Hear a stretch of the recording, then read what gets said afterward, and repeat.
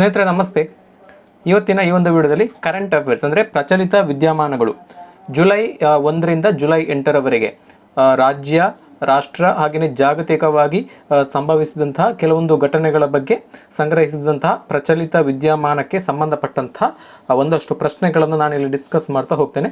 So ಇಲ್ಲಿ ಪ್ರಚಲಿತ ವಿದ್ಯಮಾನಗಳು ಅನ್ನುವಂಥದ್ದು, ಕರೆಂಟ್ ಅಫೇರ್ಸ್ ಅನ್ನುವಂಥದ್ದು ಎಲ್ಲ ಸ್ಪರ್ಧಾತ್ಮಕ ಪರೀಕ್ಷೆಗಳ ದೃಷ್ಟಿಯಿಂದ ಕೂಡ ಅತ್ಯಂತ ಪ್ರಾಮುಖ್ಯವಾಗಿರುವಂತಹ ಒಂದು ವಿಭಾಗ ಸೆಕ್ಷನ್ ಆಗಿರುವಂಥದ್ದು. ಎಲ್ಲ ಸ್ಪರ್ಧಾತ್ಮಕ ಪರೀಕ್ಷೆಗಳಲ್ಲಿ ಕೂಡ ಪ್ರಚಲಿತ ವಿದ್ಯಮಾನ ಅಂದರೆ ಕರೆಂಟ್ ಅಫೇರ್ಸ್ಗೆ ಸಂಬಂಧಪಟ್ಟಂತಹ ಹೆಚ್ಚಿನ ಪ್ರಶ್ನೆಗಳು ಆ ಒಂದು ಸ್ಪರ್ಧಾತ್ಮಕ ಪರೀಕ್ಷೆಯಲ್ಲಿ ಬರುವಂತಹ ಸಾಧ್ಯತೆ ಇರೋದರಿಂದ ಸಾಧ್ಯವಾದಷ್ಟು ಎಲ್ಲ ಪ್ರಶ್ನೆಗಳ ಬಗ್ಗೆ ನೀವು ಗಮನವಿಟ್ಟು ವಿಡಿಯೋವನ್ನು ನೋಡಿ ಅದಕ್ಕೆ ಸಂಬಂಧಪಟ್ಟಂತಹ ಇನ್ನಷ್ಟು ವಿವರಗಳನ್ನು ತಿಳಿದುಕೊಂಡು ನಿಮ್ಮ ಅಧ್ಯಯನವನ್ನು ನೀವು ಮಾಡಿದರೆ ಖಂಡಿತವಾಗಿಯೂ ಸ್ಪರ್ಧಾತ್ಮಕ ಪರೀಕ್ಷೆಯಲ್ಲಿ ಯಶಸ್ಸನ್ನು ಗಳಿಸಬಹುದು. ಸೊ ಈ ವಿಡಿಯೋವನ್ನು ಕಂಪ್ಲೀಟಾಗಿ ನೋಡಿ. ಅದಕ್ಕಿಂತ ಮುಂಚೆ ಯಾರೆಲ್ಲ ನಮ್ಮ ಚಾನೆಲನ್ನು ಈವರೆಗೂ ಸಬ್ಸ್ಕ್ರೈಬ್ ಮಾಡ್ಕೊಂಡಿಲ್ಲ ದಯವಿಟ್ಟು ಸಬ್ಸ್ಕ್ರೈಬ್ ಮಾಡಿಕೊಂಡು ಅದರ ಹತ್ತಿರದಲ್ಲೇ ಇರುವಂತಹ ಆ ಒಂದು ಬೆಲ್ ಬಟನನ್ನು ಪ್ರೆಸ್ ಮಾಡೋದ್ರಿಂದ ನಾವು ಹಾಕುವಂತಹ ಎಲ್ಲ ಲೇಟೆಸ್ಟ್ ವಿಡಿಯೋಗಳ ನೋಟಿಫಿಕೇಷನನ್ನು ನೀವು ತಕ್ಷಣದಲ್ಲಿ ಪಡ್ಕೊಳ್ಬಹುದು. ಸೊ ಈಗಾಗಲೇ ಹೇಳಿದಾಗೆ ಪ್ರಚಲಿತ ವಿದ್ಯಮಾನಗಳು ಅನ್ನುವಂಥದ್ದು ಎಲ್ಲ ಸ್ಪರ್ಧಾತ್ಮಕ ಪರೀಕ್ಷೆಗಳ ದೃಷ್ಟಿಯಿಂದ ಕೂಡ ಅತ್ಯಂತ ಪ್ರಾಮುಖ್ಯವಾದಂತಹ ಇಂಪಾರ್ಟೆಂಟ್ ಆದಂತಹ ಒಂದು ಸೆಕ್ಷನ್ ಆಗಿರುವಂಥದ್ದು. ಪ್ರಚಲಿತ ವಿದ್ಯಮಾನಕ್ಕೆ ಸಂಬಂಧಪಟ್ಟಂತೆ ಅತಿ ಹೆಚ್ಚಿನ ಸಂಖ್ಯೆಯಲ್ಲಿ ಪ್ರಶ್ನೆಗಳು ಆ ಒಂದು ಪರೀಕ್ಷೆಯಲ್ಲಿ ಬರುವಂತಹ ಸಾಧ್ಯತೆ ಇರೋದರಿಂದ ಈ ಒಂದು ಸ್ಪರ್ಧಾತ್ಮಕ ಪರೀಕ್ಷೆಯಲ್ಲಿ ಹೆಚ್ಚಿನ ಸ್ಕೋರನ್ನು ಮಾಡಬೇಕಿದ್ರೆ ನಿಮಗೆ ಪ್ರಚಲಿತ ವಿದ್ಯಮಾನಗಳ ಬಗ್ಗೆ ಕರೆಕ್ಟಾಗಿ ಗೊತ್ತಿರಬೇಕು. ನಮ್ಮ ದೈನಂದಿನ ಡೈಲಿ ಲೈಫಲ್ಲಿ ಏನೆಲ್ಲ ಆಗು ಹೋಗುಗಳು ನಡೀತವೆ, ರಾಜ್ಯ ಮಟ್ಟದಲ್ಲಿ, ರಾಷ್ಟ್ರ ಮಟ್ಟದಲ್ಲಿ, ಹಾಗೆಯೇ ಜಾಗತಿಕವಾಗಿ ಏನೆಲ್ಲ ಘಟನೆಗಳು ಸಂಭವಿಸ್ತವೆ ಅದಕ್ಕೆ ಸಂಬಂಧಪಟ್ಟಂತಹ ಕೆಲವೊಂದಷ್ಟು ಪ್ರಶ್ನೆಗಳನ್ನು ನೀವು ಅರಿತುಕೊಳ್ಳುವುದು ಅತ್ಯಂತ ಅನಿವಾರ್ಯ ಆಗಿರುವಂಥದ್ದು. ಸೊ ಈಗ ಇವತ್ತಿನ ಈ ಒಂದು ವಿಡಿಯೋದಲ್ಲಿ ಜುಲೈ ತಿಂಗಳಿಂದ ಜುಲೈ 1, 2023ರಿಂದ ಜುಲೈ 8 ಸೊ ಇಲ್ಲಿ ತನಕ ಏನೆಲ್ಲ ಪ್ರಚಲಿತ ವಿದ್ಯಮಾನಗಳು ನಡೆಯಿತು, ಘಟನೆಗಳು ಸಂಭವಿಸಿತು ಅದಕ್ಕೆ ಸಂಬಂಧಪಟ್ಟಂತಹ ಒಂದಷ್ಟು ಪ್ರಶ್ನೆಗಳನ್ನು ನಾನು ಇಲ್ಲಿ ಸಂಗ್ರಹಿಸಿ ನಿಮಗೆ ಕೊಡುವಂತಹ ಪ್ರಯತ್ನವನ್ನು ಮಾಡಿದ್ದೇನೆ. ಸೊ ಇಲ್ಲಿ ಮೊದಲನೇ ಪ್ರಶ್ನೆ ಬಂದಿದೆ. ಇತ್ತೀಚೆಗೆ ರಾಷ್ಟ್ರಪತಿ ದ್ರೌಪದಿ ಮುರ್ಮು ಅವರಿಗೆ ಈ ಕೆಳಗಿನವುಗಳಲ್ಲಿ ಯಾವ ಪ್ರಶಸ್ತಿ ದೊರೆತಿದೆ ಅನ್ನುವಂತಹ ಪ್ರಶ್ನೆಯನ್ನು ಇಲ್ಲಿ ಕೇಳಿರುವಂಥದ್ದು. ಸೊ ಇದಕ್ಕೆ ಸರಿಯಾದಂತಹ ಉತ್ತರವನ್ನು ನೋಡೋದಾದರೆ ಸೊ ಇವರಿಗೆ ಆಯ್ಕೆಗಳನ್ನು ಇಲ್ಲಿ ಕೊಟ್ಟಿರುವಂಥದ್ದು ಕರ್ನಾಟಕ ರಾಜ್ಯ ಮುಕ್ತ ವಿವಿ ಪ್ರಶಸ್ತಿ, ಕರ್ನಾಟಕ ರತ್ನ ಪ್ರಶಸ್ತಿ, ಕಬೀರ ಪ್ರಶಸ್ತಿ ಹಾಗೆಯೇ ಕರ್ನಾಟಕ ಸಾಹಿತ್ಯ ಅಕಾಡೆಮಿ ಪ್ರಶಸ್ತಿ ಅಂತ ಆಪ್ಷನ್ಗಳು ಇದ್ದಾವೆ. ಸೊ ಇದಕ್ಕೆ ಸರಿಯಾದಂತಹ ಉತ್ತರ ಕರ್ನಾಟಕ ರಾಜ್ಯ ಮುಕ್ತ ವಿವಿ ಪ್ರಶಸ್ತಿ ಅಂದರೆ Karnataka state open university award. ಈ ಒಂದು ಪ್ರಶಸ್ತಿಯನ್ನು ನಮ್ಮ ಭಾರತದ ಪ್ರಥಮ ಪ್ರಜೆ ರಾಷ್ಟ್ರಪತಿಯಾಗಿರುವಂತಹ ಶ್ರೀಮತಿ ದ್ರೌಪದಿ ಮುರ್ಮುರವರಿಗೆ ಈ ಒಂದು ಪ್ರಶಸ್ತಿಯನ್ನು ನೀಡಿ ಗೌರವಿಸಲಾಗಿರುವಂಥದ್ದು. ಸೊ ಜುಲೈ 2ರಂದು ಕರ್ನಾಟಕ ರಾಜ್ಯ ಮುಕ್ತ ವಿವಿಯ ಘಟಿಕೋತ್ಸವ ನಡೆದಿತ್ತು. ಕರ್ನಾಟಕ ರಾಜ್ಯ ಮುಕ್ತ ವಿಶ್ವವಿದ್ಯಾನಿಲಯದ 18ನೇ ಘಟಿಕೋತ್ಸವ ಮೈಸೂರಿನಲ್ಲಿ ನಡೆದಿತ್ತು. ಆ ಘಟಿಕೋತ್ಸವಕ್ಕೆ ಸನ್ಮಾನ್ಯ ಘನತವೆತ್ತ ರಾಷ್ಟ್ರಪತಿಗಳಾಗಿರುವಂತಹ ಶ್ರೀಮತಿ ದ್ರೌಪದಿ ಮುರ್ಮುರವರು ಆಗಮಿಸಿದರು. ಸೊ ಆ ಒಂದು ಸಂದರ್ಭದಲ್ಲಿ ಇವರಿಗೆ ಈ ಒಂದು ಪ್ರಶಸ್ತಿಯನ್ನು ನೀಡಿ ಗೌರವಿಸಲಾಯಿತು. ಮುಂದಿನ ಪ್ರಶ್ನೆ, ಸೌತ್ ಕೊರಿಯಾದಲ್ಲಿ ನಡೆದ ಏಷ್ಯನ್ ಕಬಡ್ಡಿ ಚಾಂಪಿಯನ್ಶಿಪ್ 2023ರ ಫೈನಲ್ ಪಂದ್ಯದಲ್ಲಿ ಯಾವ ದೇಶ ಚಾಂಪಿಯನ್ ಪಟ್ಟ ಪಡೆದುಕೊಂಡಿದೆ ಅನ್ನುವಂತಹ ಪ್ರಶ್ನೆ ಇದೆ. ಸೊ ಇದಕ್ಕೆ ಸರಿಯಾದಂತಹ ಉತ್ತರ ಭಾರತ. ಸೌತ್ ಕೊರಿಯಾದಲ್ಲಿ ಏನು ಏಷ್ಯನ್ ಕಬಡ್ಡಿ ಚಾಂಪಿಯನ್ಶಿಪ್ 2023ರಂದು ಪಂದ್ಯಾಟ ನಡೆದಿತ್ತು, ಇದರ ಒಂದು ಫೈನಲ್ ಪಂದ್ಯಾಟ ನಡೆದಿತ್ತು. ಸೊ ಅದರಲ್ಲಿ ಭಾರತ ಚಾಂಪಿಯನ್ ಪಟ್ಟ ಪಡೆದುಕೊಂಡಿದೆ. ಮುಂದಿನ ಪ್ರಶ್ನೆ, ಪ್ರತಿ ವರ್ಷ ರಾಷ್ಟ್ರೀಯ ವೈದ್ಯರ ದಿನವನ್ನು ಯಾವಾಗ ಆಚರಿಸಲಾಗುತ್ತದೆ? ಸೊ ಇದಕ್ಕೆ ಸರಿಯಾದಂತಹ ಉತ್ತರ ಜುಲೈ 1. ಪ್ರತಿ ವರ್ಷ ಜುಲೈ 1ರಂದು ರಾಷ್ಟ್ರೀಯ ವೈದ್ಯರ ದಿನವನ್ನು ಆಚರಿಸಲಾಗ್ತದೆ, ಪ್ರತಿ ವರ್ಷ ಜುಲೈ 1ರಂದು. ಸೊ ಈ ಒಂದು ಜುಲೈ 1ರ ರಾಷ್ಟ್ರೀಯ ವೈದ್ಯರ ದಿನವನ್ನು ಆಚರಿಸುವಂತಹ ಒಂದು ಹಿನ್ನೆಲೆಯನ್ನು ನೋಡಿದ್ರೆ ಸೊ ಈಗ ಈ ಒಂದು ಜುಲೈ 1 ಅನ್ನುವಂಥದ್ದು ಭಾರತದ ಒಬ್ಬ ಶ್ರೇಷ್ಠ ವೈದ್ಯರಾಗಿದ್ದಂತಹ ಪಶ್ಚಿಮ ಬಂಗಾಳದ ಒಬ್ಬ ಶ್ರೇಷ್ಠ ವೈದ್ಯರಾಗಿದ್ದಂತಹ ಬಿಪಿನ್ ಚಂದ್ರ ರಾಯ್ ಅಂದರೆ BC ರಾಯ್ ಅಂತ ಕರಿತಿದ್ರು ಇವರ ಜನ್ಮದಿನ. ಸೊ ಇವರ ಜನ್ಮದಿನದ ನೆನಪಿಗಾಗಿ ಪ್ರತಿ ವರ್ಷ ಜುಲೈ 1ರಂದು ರಾಷ್ಟ್ರೀಯ ವೈದ್ಯರ ದಿನವನ್ನು ಆಚರಿಸಲಾಗ್ತದೆ. ಇವರು ದೇಶ ಕಂಡಂತಹ ಒಬ್ಬ ಅಪ್ರತಿಮ ವೈದ್ಯರಾಗಿದ್ದರು, ಶ್ರೇಷ್ಠ ವೈದ್ಯರಾಗಿದ್ದರು. ಸೊ ಹಾಗೆಯೇ ಇವರು ಇಂಡಿಯನ್ ಮೆಡಿಕಲ್ ಅಸೋಸಿಯೇಷನ್ ಅಂದರೆ IMA ಸ್ಥಾಪನೆಯಲ್ಲಿ ಒಂದು ತಮ್ಮದೇ ಆದಂತಹ ಮಹತ್ವವಾದಂಥ ಕೊಡುಗೆಯನ್ನು ನೀಡಿದರು. ಹಾಗೆಯೇ ಇವರು ಪಶ್ಚಿಮ ಬಂಗಾಳದ 2ನೇ ಮುಖ್ಯಮಂತ್ರಿಯಾಗಿ ಕೂಡ ಸೇವೆಯನ್ನು ಸಲ್ಲಿಸಿದರು. ಸೊ ಇವರ ಸ್ಮರಣಾರ್ಥವಾಗಿ ಇವರು ವೈದ್ಯಕೀಯ ಕ್ಷೇತ್ರಕ್ಕೆ ಕೊಟ್ಟಂತಹ ಸಾಧನೆಗಳನ್ನು ಒಂದು ನೆನಪಿನಲ್ಲಿ ಇಡುವಂತಹ ಉದ್ದೇಶದಿಂದ ಪ್ರತಿ ವರ್ಷ ಜುಲೈ 1ರಂದು ರಾಷ್ಟ್ರೀಯ ವೈದ್ಯರ ದಿನವನ್ನು ಆಚರಿಸಿ ಆ ವೈದ್ಯರಿಗೆ ಒಂದು ಗೌರವವನ್ನು, ಆ ಒಂದು ವೈದ್ಯ ವೃತ್ತಿಗೆ ಗೌರವವನ್ನು ಸಲ್ಲಿಸುವಂತಹ ಒಂದು ಕಾರ್ಯಕ್ರಮವನ್ನು ಪ್ರತಿ ವರ್ಷ ಮಾಡಲಾಗ್ತದೆ. ಮುಂದಿನ ಪ್ರಶ್ನೆ, ದೆಹಲಿಯ ಪ್ರಮುಖ ರಸ್ತೆಗಳಲ್ಲಿ ಒಂದಾದ ಲ್ಯೂಟೆನ್ಸ್ ಪ್ರದೇಶದ ಔರಂಗಜೇಬ್ ಲೇನ್ ರಸ್ತೆಗೆ ಯಾವ ಹೆಸರಿನಿಂದ ಮರುನಾಮಕರಣ ಮಾಡಲಾಗಿದೆ?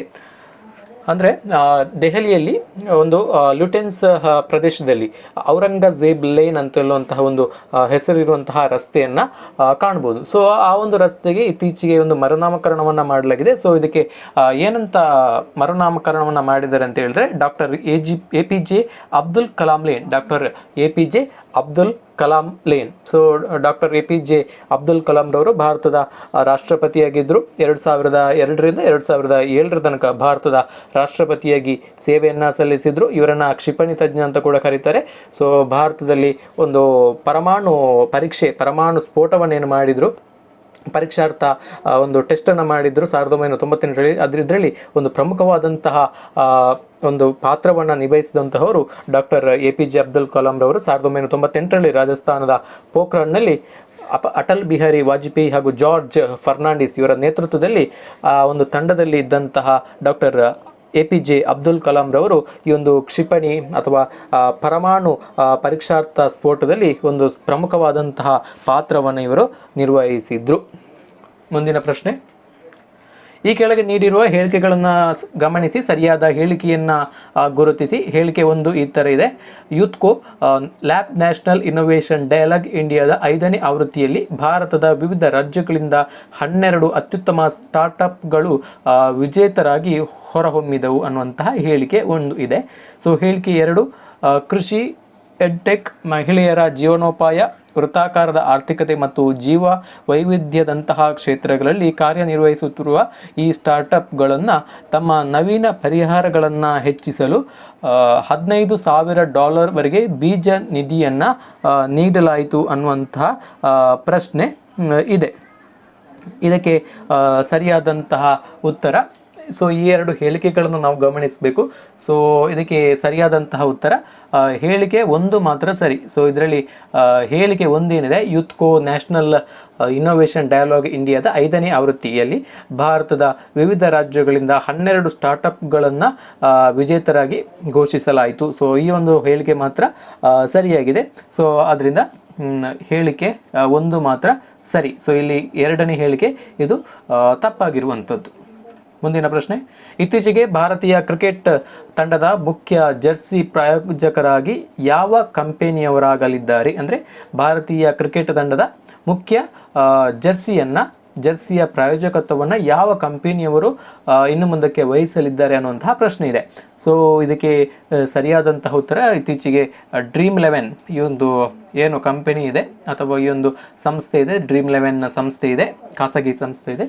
ಸೊ ಈ ಒಂದು ಸಂಸ್ಥೆ ಭಾರತದ ಕ್ರಿಕೆಟ್ ತಂಡದ ಇವರು ಧರಿಸುವಂತಹ ಜರ್ಸಿಯ ಮುಖ್ಯ ಪ್ರಾಯೋಜಕರಾಗಿ, ಸ್ಪಾನ್ಸರ್ಗಳಾಗಿ ಇವರು ಆಯ್ಕೆ ಆಗಿದ್ದಾರೆ. ಸೊ ಇನ್ನು ಮುಂದೆ ಭಾರತೀಯ ಕ್ರಿಕೆಟ್ ತಂಡದ ಪಂದ್ಯಾಟಗಳು ನಡೀತದೆ, ಎಲ್ಲೆಲ್ಲಿ ನಡೀತದೆ, ಅಂತಾರಾಷ್ಟ್ರೀಯ ಮಟ್ಟ ಆಗಿರ್ಬೋದು, ದೇಶೀಯ ಮಟ್ಟದಲ್ಲಿ ನಡೆಯುವಂತಹ ಎಲ್ಲ ಪಂದ್ಯಾಟಗಳಲ್ಲಿ ಕೂಡ ಈ ಒಂದು ಡ್ರೀಮ್11 ಈ ಒಂದು ಕಂಪನಿಯ ಒಂದು ಪ್ರಾಯೋಜಕತ್ವ ಇರುವಂತಹ ಜರ್ಸಿಯನ್ನು ಕ್ರಿಕೆಟ್ ಆಟಗಾರರು ಧರಿಸ್ತಾರೆ.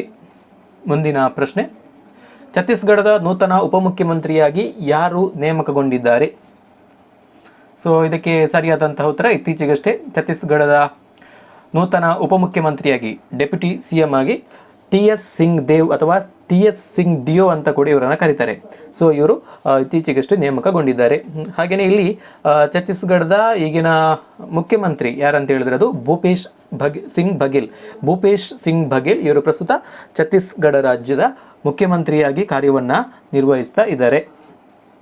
ಮುಂದಿನ ಪ್ರಶ್ನೆ, ಇತ್ತೀಚೆಗೆ ಕಂಡುಬಂದ ಎಸಿನೆಟೋಬ್ಯಾಕ್ಟರ್ ಬೌಮನೈ ಎಂದರೇನು? ಅಂದರೆ ಈ ಒಂದು ಟರ್ಮ್ ಅಥವಾ ಈ ಪದ ಇದು ಯಾವುದಕ್ಕೆ ಸಂಬಂಧಿಸಿದೆ ಅಂತ ಹೇಳುವಂಥ ಪ್ರಶ್ನೆ ಇರುವಂಥದ್ದು. ಸೊ ಇದಕ್ಕೆ ಸರಿಯಾದಂತಹ ಉತ್ತರಗಳು ಆಯ್ಕೆಗಳನ್ನು ಕೂಡ ಕೊಟ್ಟಿರುವಂಥದ್ದು.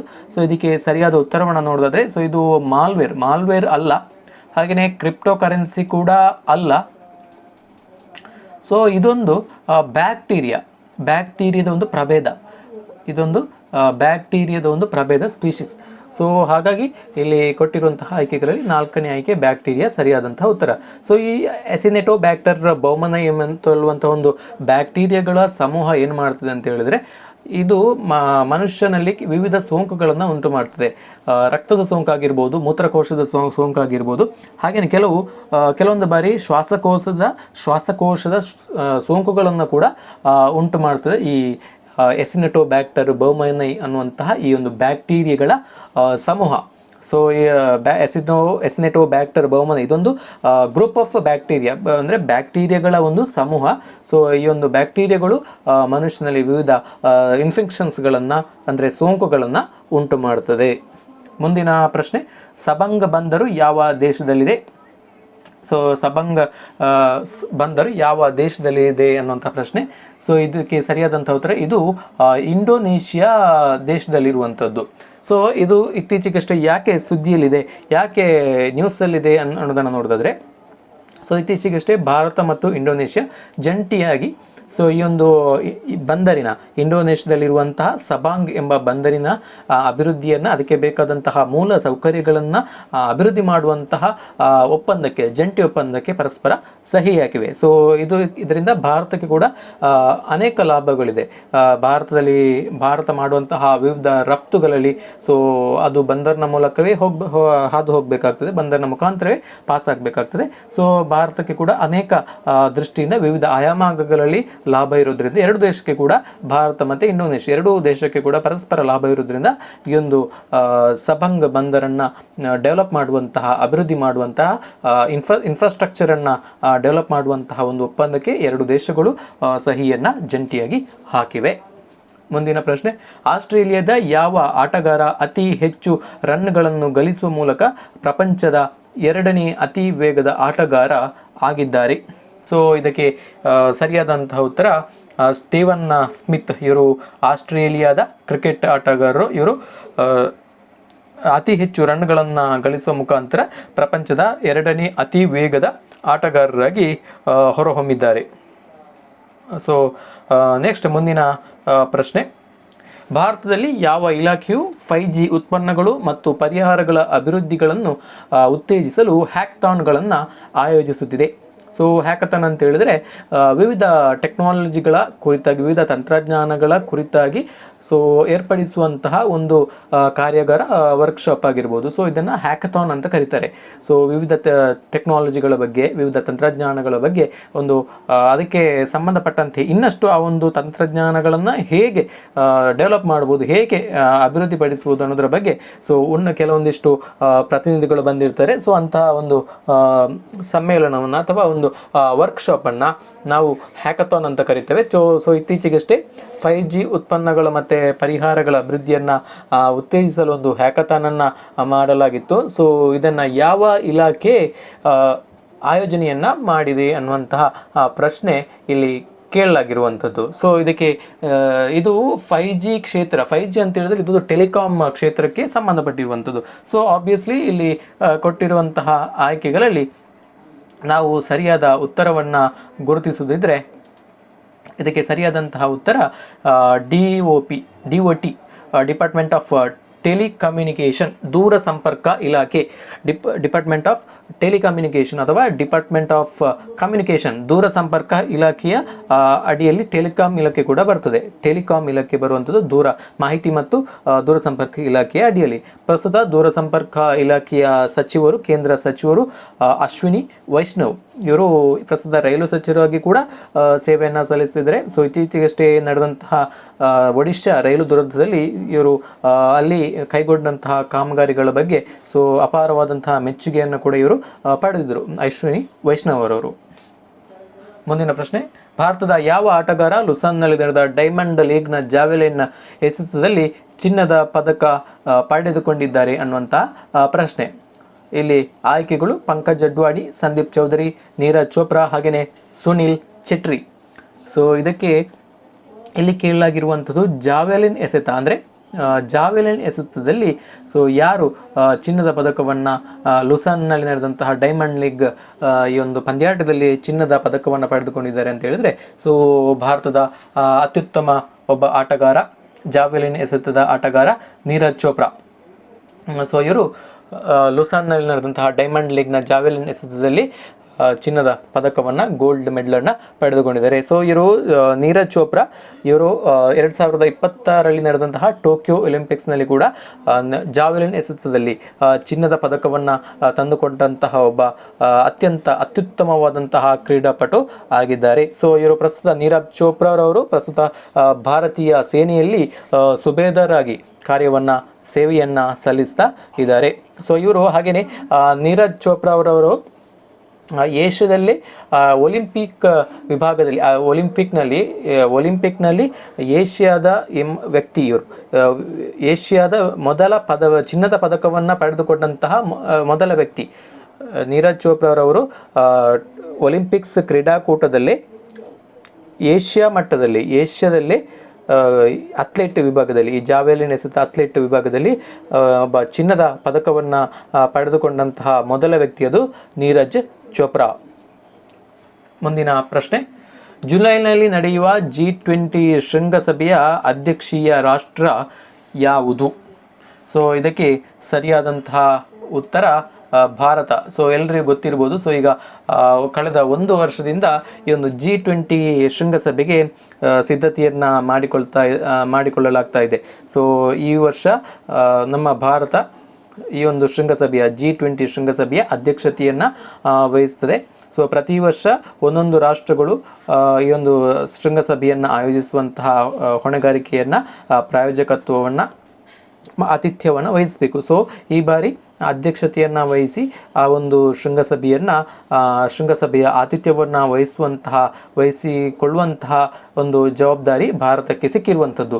ಸೊ ಈಗ ಇದಕ್ಕೆ ಹಲವಾರು ಭಾರತದ ವಿವಿಧ ನಗರಗಳಲ್ಲಿ G20 ಶೃಂಗಸಭೆಯನ್ನು ಏರ್ಪಡಿಸಲಾಗಿದೆ. ಸೊ ಇನ್ನು ಕೆಲವು ತಿಂಗಳುಗಳಲ್ಲಿ ಇದೇ ತಿಂಗಳು ಈ ಒಂದು ಶೃಂಗಸಭೆ ಭಾರತದಲ್ಲಿ ನಡೀಲಿಕ್ಕಿರುವಂತಹ ಈ ಒಂದು ಸಭೆಗೆ ಜಾಗತಿಕವಾಗಿ ಸೊ ಈ ಒಂದು G20 ರಾಷ್ಟ್ರದ ಹಲವಾರು ಗಣ್ಯರು ಎಲ್ಲ ರಾಷ್ಟ್ರಗಳ ಮುಖ್ಯಸ್ಥರು ಒಂದು ರಾಷ್ಟ್ರಗಳನ್ನು ಪ್ರತಿನಿಧಿಸುವಂತಹ ಪ್ರತಿನಿಧಿಗಳು ಆಗಮಿಸಲಿಕ್ಕಿದ್ದಾರೆ. ಸೊ ಇವರಿಗೆ ಭಾರತದ ಒಂದು ಶಕ್ತಿ ಪ್ರದರ್ಶನ ಅಂತಲೇ ಹೇಳ್ಬೋದು. ಸೊ ಭಾರತದ ಒಂದು ಶಕ್ತಿ ಪ್ರದರ್ಶನಕ್ಕೆ ಸಿಕ್ಕಿದಂತಹ ಒಂದು ವೇದಿಕೆ ಅಂತಲೇ ಹೇಳ್ಬೋದು ಈ ಒಂದು G20 ಶೃಂಗಸಭೆಯನ್ನು ಆಯೋಜಿಸುವಂತಹ ಅವಕಾಶ. ಮುಂದಿನ ಪ್ರಶ್ನೆ, ಪ್ರಸ್ತುತ G20 ಶೃಂಗಸಭೆಯ ಆಯೋಜನೆಯ ಮುಖ್ಯಸ್ಥರು ಯಾರು? ಸೊ ಈಗಾಗಲೇ ನಾನು ಹೇಳಿದ್ದೇನೆ, ಭಾರತ ಈ ವರ್ಷದ G20 ಶೃಂಗಸಭೆಯ ಅಧ್ಯಕ್ಷತೆಯನ್ನು ವಹಿಸಿಕೊಂಡಿದೆ. ಭಾರತವೇ ಆತಿಥ್ಯವನ್ನು ವಹಿಸಿ ಭಾರತದಲ್ಲೇ ಈ ಒಂದು ಶೃಂಗಸಭೆ ಈ ವರ್ಷ ನಡೀಲಿಕ್ಕಿದೆ, ಇದೇ ತಿಂಗಳು ನಡೀಲಿಕ್ಕಿದೆ. ಸೊ ಈ ಒಂದು ಶೃಂಗಸಭೆಯ ಆಯೋಜನೆಯನ್ನು ಮಾಡಿದಂತಹ ಭಾರತೀಯ ಮುಖ್ಯಸ್ಥರು ಯಾರು ಅಂತ ಕೇಳಿದರೆ, ಸೊ ಇದಕ್ಕೆ ಆಯ್ಕೆಗಳಿದೆ. ಪಿಯೂಷ್ ಗೋಯಲ್ ಇವರು ಕೇಂದ್ರ ಸಚಿವರು, ಹರ್ಷವರ್ಧನ್ ಸೊ ಇವರು ಕೂಡ ಮಾಜಿ ಕೇಂದ್ರ ಸಚಿವರು. ಸೊ ಯಾರು ಅಲ್ಲ ಅಂತ ಆಪ್ಷನ್ ಇದೆ. ಸೊ ಹಾಗೆಯೇ ಅಮಿತಾಬ್ ಕಾಂತ್. ಸೊ ಇದಕ್ಕೆ ಸರಿಯಾದಂತಹ ಉತ್ತರ ಅಮಿತಾಬ್ ಕಾಂತ್ ಇವರು ಪ್ರಸ್ತುತ ಈ ಒಂದು G20 ಶೃಂಗಸಭೆಯನ್ನು ನಡೀಲಿಕ್ಕಿದೆ. ಸೊ ಈ ಒಂದು G20 ಶೃಂಗಸಭೆಯ ಆಯೋಜನೆಯನ್ನು ಮಾಡುವಂತಹ ಒಬ್ಬ ಮುಖ್ಯಸ್ಥರಾಗಿ ನೇಮಕಗೊಂಡಿದ್ದಾರೆ. ಸೊ ಅಮಿತಾಬ್ ಕಾಂತ್ ರವರ ಬಗ್ಗೆ ನೋಡೋದಾದರೆ ಇವರು ಭಾರತೀಯ ಆಡಳಿತ ಸೇವೆ ಅಂದರೆ ಇಂಡಿಯನ್ ಅಡ್ಮಿನಿಸ್ಟ್ರೇಟಿವ್ ಸರ್ವಿಸ್ ಇದರ ಅಧಿಕಾರಿ, IAS ಅಧಿಕಾರಿ. ಸೊ ಇವರು 2016ರಿಂದ 2020ರವರೆಗೆ ಇವರು ನೀತಿ ಆಯೋಗದ ಕಾರ್ಯನಿರ್ವಾಹಕ ಮುಖ್ಯಸ್ಥರಾಗಿ ನೀತಿ ಆಯೋಗದ CEO ಆಗಿ ಕೂಡ ಕಾರ್ಯವನ್ನು ನಿರ್ವಹಿಸಿದರು. ಮುಂದಿನ ಪ್ರಶ್ನೆ, ಇತ್ತೀಚೆಗೆ ಮಹಾರಾಷ್ಟ್ರದ ನೂತನ ಉಪಮುಖ್ಯಮಂತ್ರಿಯಾಗಿ ಯಾರು ಪ್ರಮಾಣ ವಚನ ಸ್ವೀಕರಿಸಿದ್ದಾರೆ? ಸೊ ಇದೇ ತಿಂಗಳು ನಡೆದಂತಹ ಒಂದು ವಿದ್ಯಮಾನ. ಸೊ ಇದರ ಬಗ್ಗೆ ಒಂದು ಪ್ರಶ್ನೆ ಇರುವಂಥದ್ದು. ಸೊ ಯಾರು ಇತ್ತೀಚೆಗಷ್ಟೇ ಮಹಾರಾಷ್ಟ್ರದ ನೂತನ ಉಪಮುಖ್ಯಮಂತ್ರಿಯಾಗಿ ಪ್ರಮಾಣ ವಚನವನ್ನು ಸ್ವೀಕರಿಸಿದೆ ಅನ್ನುವಂತಹ ಪ್ರಶ್ನೆ ಇದೆ. ಸೊ ಇದಕ್ಕೆ ಸರಿಯಾದಂತಹ ಉತ್ತರ ಅಜಿತ್ ಪವಾರ್. NCPಯ ಅಜಿತ್ ಪವಾರ್ ಅವರು ತಮ್ಮ 9 ಬೆಂಬಲಿಗ ಶಾಸಕರೊಂದಿಗೆ ಕಳೆದ ಜುಲೈ 2ರಂದು ಮಹಾರಾಷ್ಟ್ರದಲ್ಲಿ ಮುಖ್ಯಮಂತ್ರಿಗೆ ಅಜಿತ್ ಪವಾರ್ ಅವರು ಉಪಮುಖ್ಯಮಂತ್ರಿಯಾಗಿ ಹಾಗೆಯೇ ತಮ್ಮ ಬೆಂಬಲಿಗರಾದಂತಹ ಒಟ್ಟು 9 ಜನ ಶಾಸಕರು ಸಂಪುಟ ದರ್ಜೆ ಸಚಿವರಾಗಿ ಪ್ರಮಾಣ ವಚನವನ್ನು ಸ್ವೀಕರಿಸಿರ್ತಾರೆ. ಸೊ ಮಹಾರಾಷ್ಟ್ರದಲ್ಲಿ BJP ಶಿವಸೇನೆ ನೇತೃತ್ವದ ಒಂದು ಸಮ್ಮಿಶ್ರ ಸರ್ಕಾರ ಇದೆ. ಸೊ ಅಲ್ಲಿ ಏಕನಾಥ್ ಶಿಂದೆ ಅವರು ಮುಖ್ಯಮಂತ್ರಿಯಾಗಿದ್ದಾರೆ. ಹಾಗೆಯೇ ಅಲ್ಲಿ ದೇವೇಂದ್ರ ಫಡ್ನವೀಸ್ ರವರು ಉಪಮುಖ್ಯಮಂತ್ರಿಯಾಗಿ ಕಾರ್ಯವನ್ನು ನಿರ್ವಹಿಸ್ತಾ ಇದ್ದರು. ಸೊ ಇದೀಗ ಅಜಿತ್ ಪವಾರ್ ಅವರು ಕೂಡ ನೂತನ ಉಪಮುಖ್ಯಮಂತ್ರಿಯಾಗಿ, ಎರಡನೇ ಮುಖ್ಯಮಂತ್ರಿಯಾಗಿ ಅಧಿಕಾರವನ್ನು, ಪ್ರಮಾಣ ವಚನವನ್ನು ಸ್ವೀಕರಿಸಿದ್ದಾರೆ. ಸೊ ಮುಂದಿನ ಪ್ರಶ್ನೆ, ಪ್ರತಿ ವರ್ಷ ವಿಶ್ವ ಗುರುತಿಸಲಾಗದ ಹಾರುವ ವಸ್ತುಗಳ ದಿನವನ್ನು ಯಾವಾಗ ಆಚರಿಸಲಾಗುತ್ತದೆ? ಅಂದರೆ ಪ್ರತಿ ವರ್ಷ ವಿಶ್ವ ಗುರುತಿಸಲಾಗದ ಹಾರುವ ವಸ್ತುಗಳ ದಿನವನ್ನು ಆಚರಿಸಲಾಗ್ತದೆ. ಈ ದಿನವನ್ನು ಯಾವಾಗ ಆಚರಿಸಲಾಗ್ತದೆ ಅನ್ನುವಂತಹ ಪ್ರಶ್ನೆಯನ್ನು ಇಲ್ಲಿ ಕೇಳಲಾಗಿರುವಂಥದ್ದು. ಸೊ ಇದಕ್ಕೆ ಸರಿಯಾದಂತಹ ಉತ್ತರವನ್ನು ನಾವು ಕಂಡುಕೊಳ್ಳೋದಾದರೆ ನೋಡಿ, 4 ಜುಲೈ, 1 ಜುಲೈ, ಹಾಗೆಯೇ 2 ಜುಲೈ ಇದಕ್ಕೆ ಇರುವಂಥ ಸರಿಯಾದಂತಹ ಉತ್ತರವನ್ನು ನಾವಿಲ್ಲಿ ಕಂಡುಕೊಳ್ಬೇಕು. ಸೊ ಇದಕ್ಕೆ ಸರಿಯಾದಂತಹ ಉತ್ತರ ಪ್ರತಿ ವರ್ಷ ಜುಲೈ 2ರಂದು ವಿಶ್ವ ಗುರುತಿಸಲಾಗದ ಹಾರುವ ವಸ್ತುಗಳ ದಿನವನ್ನು ಆಚರಿಸಲಾಗ್ತದೆ. ಅಂದರೆ ವಿಶ್ವ ಗುರುತಿಸಲಾಗದ ಹಾರುವ ವಸ್ತುಗಳು ಅಂತ ಹೇಳಿದರೆ ಅನ್ಐಡೆಂಟಿಫೈಡ್ ಫ್ಲೈಯಿಂಗ್ ಆಬ್ಜೆಕ್ಟ್ಸ್ ಅಂತ ಕರಿತೇವೆ, UFO ಅಂತ ಶಾರ್ಟ್ ಫಾರ್ಮಲ್ಲಿ ಕರಿತೇವೆ. ಸೊ ಈ ಒಂದು ದಿನವನ್ನು ಆಚರಿಸಲಾಗ್ತದೆ. ವಿಶ್ವದಲ್ಲಿ ನೋಡಿ, ವಿಶ್ವದಲ್ಲಿ ಏನು ಕೆಲವೊಂದು ದೇಶಗಳಲ್ಲಿ ಹಾರುವ ಬಲೂನ್ಗಳು ಪತ್ತೆಯಾಗ್ತದೆ. ಸೊ ಹಾಗೆಯೇ ಕೆಲವೊಂದು ಏಲಿಯನ್ಗಳು, ಹಾರುವ ತಟ್ಟೆಗಳೆಲ್ಲ ಪತ್ತೆಯಾಗ್ತದೆ. ಸೊ ಇದರ ಬಗ್ಗೆ ಒಂದು ಅರಿವನ್ನು ಮೂಡಿಸಲಿಕ್ಕೆ ಬೇಕಾಗಿ ಪ್ರತಿ ವರ್ಷ ವರ್ಲ್ಡ್ ಅನ್ಐಡೆಂಟಿಫೈಡ್ ಫ್ಲೈಯಿಂಗ್ ಆಬ್ಜೆಕ್ಟ್ ಡೇಯನ್ನು ಪ್ರತಿ ವರ್ಷ ಆಚರಿಸಲಾಗ್ತದೆ. ಪ್ರತಿ ವರ್ಷ ಈ ಒಂದು ದಿನವನ್ನು ಆಚರಣೆ ಮಾಡಲಾಗ್ತದೆ. ಸೊ ಮುಂದಿನ ಪ್ರಶ್ನೆ, ಈ ಕೆಳಗೆ ನೀಡಿರುವ ಹೇಳಿಕೆಗಳನ್ನು ಗಮನಿಸಿ ಸರಿಯಾದ ಹೇಳಿಕೆಗಳನ್ನು ಗುರುತಿಸಿ. ಹೇಳಿಕೆ 1 ಈ ಥರ ಇದೆ: 2023-26ರ ಹಣಕಾಸು ವರ್ಷದಲ್ಲಿ ಕೇಂದ್ರ ಸರ್ಕಾರದ ವಿತ್ತೀಯ ಕೊರತೆಯು ರು 2.1 ಲಕ್ಷ ಕೋಟಿ ಅಥವಾ ಮೇ 2023ರ ಅಂತ್ಯದ ವೇಳೆಗೆ ಪೂರ್ಣ ವರ್ಷದ ಬಜೆಟ್ ಅಂದಾಜಿನ 11.8% ಇದೆ ಅನ್ನುವಂಥ ಹೇಳಿಕೆ 1 ಇರುವಂಥದ್ದು. ಹೇಳಿಕೆ 2 ಈ ಥರ ಇದೆ: ವಿತ್ತೀಯ ಕೊರತೆ ಬಜೆಟ್ ಅಂದಾಜಿನ 12.3% ಹಿಂದಿನ ವರ್ಷಕ್ಕೆ ಹೋಲಿಸಿದರೆ ಇದು ಗಮನಾರ್ಹವಾದಂತಹ ಸುಧಾರಣೆಯನ್ನು ಸೂಚಿಸುತ್ತದೆ ಅನ್ನುವಂತಹ ಪ್ರಶ್ನೆ ಇದೆ.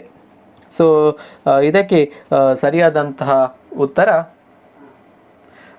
ಇದು ಹೇಳಿಕೆ 1 ತಪ್ಪಾಗಿರುವಂಥದ್ದು. ಸೊ ಇಲ್ಲಿ ಕೊಟ್ಟಿರುವಂತಹ ಹೇಳಿಕೆ 1 ಏನಿದೆ, 2023-2026ರ ಹಣಕಾಸು ವರ್ಷದಲ್ಲಿ ಕೇಂದ್ರ ಸರ್ಕಾರದ ವಿತ್ತೀಯ ಕೊರತೆಯ ರೂಪಾಯಿ 2.1 ಲಕ್ಷ ಕೋಟಿ ಅಥವಾ ಮೇ 2023 ಅಂತ್ಯದ ವೇಳೆಗೆ ಪೂರ್ಣ ವರ್ಷದ ಬಜೆಟ್ ಅಂದಾಜಿನ 11% ಇರ್ತದೆ ಅನ್ನುವಂತಹ ಹೇಳಿಕೆ 1 ಇದೆ. ಇದು ಸರಿಯಾದಂಥ ಹೇಳಿಕೆ ಅಲ್ಲ.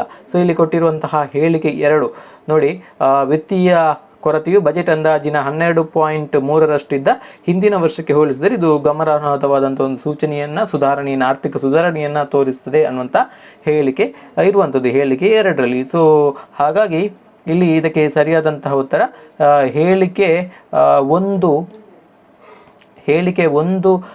ತಪ್ಪು, 2 ಸರಿ.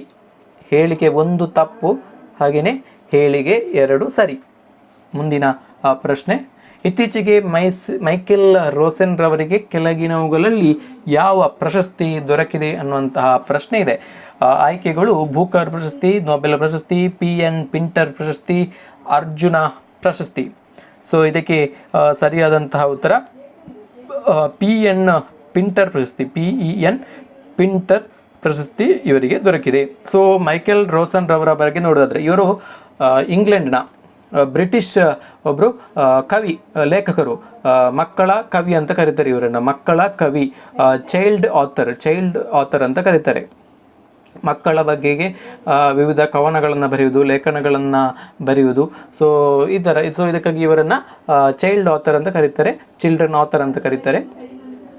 ಸೊ ಇವರಿಗೆ ಈ ಒಂದು ಪ್ರಶಸ್ತಿಯನ್ನು ನೀಡಲಾಗಿರುವಂಥ PN ಪಿಂಟರ್ ಪ್ರಶಸ್ತಿಯನ್ನು ನೀಡಲಾಗಿರುವಂಥ. ಸೊ ಈ ಒಂದು PN ಪಿಂಟರ್ ಪ್ರಶಸ್ತಿ ಯಾರಿಗೆ ಯಾವ ಕ್ಷೇತ್ರಕ್ಕೆ ನೀಡ್ತಾರೆ ಅಂತ, ಅದು ಸಾಹಿತ್ಯ ಕ್ಷೇತ್ರಕ್ಕೆ ನೀಡಲಾಗಿರುವಂಥದ್ದು. ಯಾರೆಲ್ಲ ನಿರ್ಭೀತಿಯಿಂದ ತಮ್ಮ ಒಂದು ಅಭಿವ್ಯಕ್ತಿಯನ್ನು ಒಂದು ವ್ಯಕ್ತಪಡಿಸ್ತಾರೆ, ತಮ್ಮ ಅನಿಸಿಕೆ ಅಭಿಪ್ರಾಯಗಳನ್ನು ಸಾಹಿತ್ಯದ ಮೂಲಕ ನಿರ್ಭೀತವಾಗಿ ವ್ಯಕ್ತಪಡಿಸ್ತಾರೆ, ಅಂತಹ ವ್ಯಕ್ತಿಗಳಿಗೆ ಈ ಒಂದು PN ಪಿಂಟರ್ ಪ್ರಶಸ್ತಿಯನ್ನು ನೀಡುವಂಥದ್ದು. ಸೊ ಈ ವರ್ಷದ ಪಿಂಟರ್ ಪ್ರಶಸ್ತಿ PN ಪಿಂಟರ್ ಪ್ರಶಸ್ತಿ ಮೈಕೆಲ್ ರೋಸನ್ ರವರಿಗೆ ಸಿಕ್ಕಿದಂಥದ್ದು. ಸೊ ಮೈಕೆಲ್ ರೋಸನ್ ರವರು ಒಬ್ಬರು ಬ್ರಿಟನ್ನ ಕವಿ, ಇಂಗ್ಲೆಂಡ್ನ ಕವಿ. ಸೊ ಇವರು ಚಿಲ್ಡ್ರನ್ ಆಥರ್ ಅಂತ ಕರೀತಾರೆ, ಮಕ್ಕಳ ಕವಿತೆಗಳ ಲೇಖಕರು. ಸೊ ಮಕ್ಕಳಿಗೆ ಸಂಬಂಧಪಟ್ಟಂತಹ ವಿವಿಧ ಲೇಖನಗಳನ್ನು ಬರೆಯುವುದು, ಕವನಗಳನ್ನು ಬರೆಯುವುದು ಅಂತ ಕ್ಷೇತ್ರದಲ್ಲಿ ಇವರು ಪ್ರಸಿದ್ಧಿಯನ್ನು ಪಡೆದಿದ್ದಾರೆ. ಮುಂದಿನ ಪ್ರಶ್ನೆ, ಪ್ರತಿ ವರ್ಷ ಅಂತಾರಾಷ್ಟ್ರೀಯ ಪ್ಲಾಸ್ಟಿಕ್ ಬ್ಯಾಗ್ ಮುಕ್ತ ದಿನವನ್ನು ಯಾವಾಗ ಆಚರಿಸಲಾಗುತ್ತದೆ ಅನ್ನುವಂಥ ಪ್ರಶ್ನೆ ಇದೆ. ಪ್ರತಿ ವರ್ಷ ಅಂತಾರಾಷ್ಟ್ರೀಯ ಪ್ಲಾಸ್ಟಿಕ್ ಮುಕ್ತ ಬ್ಯಾಗ್ ಅಂದರೆ world plastic bag free day, world plastic free day ಅನ್ನುವಂತಹ ಒಂದು ದಿನವನ್ನು ಯಾವಾಗ ಆಚರಿಸಲಾಗ್ತದೆ ಅಂತ ಹೇಳಿದರೆ, ಅದು ಪ್ರತಿ ವರ್ಷ ಜುಲೈ 3ರಂದು ಆಚರಿಸಲಾಗ್ತದೆ. ಸೊ ಈ ಒಂದು ದಿನದ ಆಚರಣೆಯ ಉದ್ದೇಶ ಪ್ರಮುಖವಾಗಿ ಪ್ಲಾಸ್ಟಿಕ್ ಬಳಕೆಯ ಒಂದು ಏನು ದುಷ್ಪರಿಣಾಮವಿದೆ, ಪರಿಸರದ ಮೇಲೆ ಆಗುವಂತಹ ದುಷ್ಪರಿಣಾಮ ಏನಿದೆ, ಮಣ್ಣಿನ ಮೇಲೆ ಆಗುವಂತಹ ಒಂದು ದುಷ್ಪರಿಣಾಮ ಏನಿದೆ, ಅದನ್ನು ಜನರಿಗೆ ತಿಳಿಸಿ ಆದಷ್ಟು ಪ್ಲಾಸ್ಟಿಕ್ನ ಬಳಕೆಯನ್ನು ಕಡಿಮೆ ಮಾಡೋದು ಕೂಡ ಈ ಒಂದು ಅಂತಾರಾಷ್ಟ್ರೀಯ ಪ್ಲಾಸ್ಟಿಕ್ ಬ್ಯಾಗ್ ಮುಕ್ತ ದಿನವನ್ನು ಆಚರಿಸುವಂತಹ ಒಂದು ಉದ್ದೇಶವಾಗಿದೆ.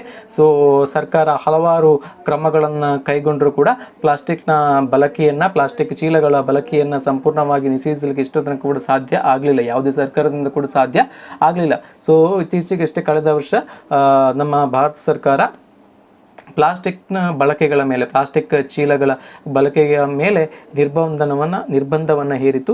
ಆದರೂ ಕೂಡ ಇದುವರೆಗೂ ಕೂಡ ಪ್ಲಾಸ್ಟಿಕ್ ಫ್ರೀ ಒಂದು ಪರಿಸರವನ್ನು, ಪ್ಲಾಸ್ಟಿಕ್ ಮುಕ್ತ ಪರಿಸರವನ್ನು ನಿರ್ಮಿಸಲಿಕ್ಕೆ ನಮ್ಮಿಂದ ಈವರೆಗೂ ಕೂಡ ಸಾಧ್ಯ ಆಗಿಲ್ಲ.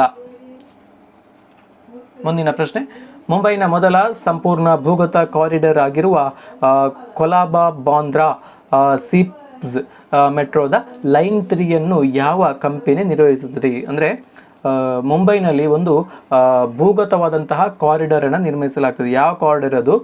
ಕೊಲಾಬಾ ಬಾಂದ್ರಾ ಸಿಪ್ಸ್ ಈ ಒಂದು ಮೆಟ್ರೋ ಕಾರಿಡಾರ್. ಇದು ಭೂಗತವಾದಂಥ ಸಂಪೂರ್ಣವಾಗಿ ಭೂಗತ ಅಂಡರ್ಗ್ರೌಂಡ್ ಕಾರಿಡಾರ್. ಸೊ ಈ ಒಂದು ಕಾರಿಡಾರ್ ನಡೀತಾ ಇದೆ ಇಲ್ಲಿ ಮುಂಬೈನಲ್ಲಿ, ಮಹಾರಾಷ್ಟ್ರ ರಾಜ್ಯದಲ್ಲಿ. ಸೊ ಈ ಒಂದು ಕಾರಿಡಾರನ್ನು ನಿರ್ಮಿಸುವಂತಹ ಒಂದು ಜವಾಬ್ದಾರಿಯನ್ನು ಯಾವ ಕಂಪನಿ ವಹಿಸಿಕೊಂಡಿದೆ ಅಥವಾ ಯಾವ ಸಂಸ್ಥೆ ನಿರ್ವಹಿಸುತ್ತದೆ ಅನ್ನುವಂತಹ ಪ್ರಶ್ನೆ ಇರುವಂಥದ್ದು. ಸೊ ಇದಕ್ಕೆ ಸರಿಯಾದಂತಹ ಉತ್ತರ ದೆಹಲಿ ಮೆಟ್ರೋ ರೈಲು ನಿಗಮ, Delhi metro rail corporation, DMRC ಅಂತ ಕರಿತೇವೆ.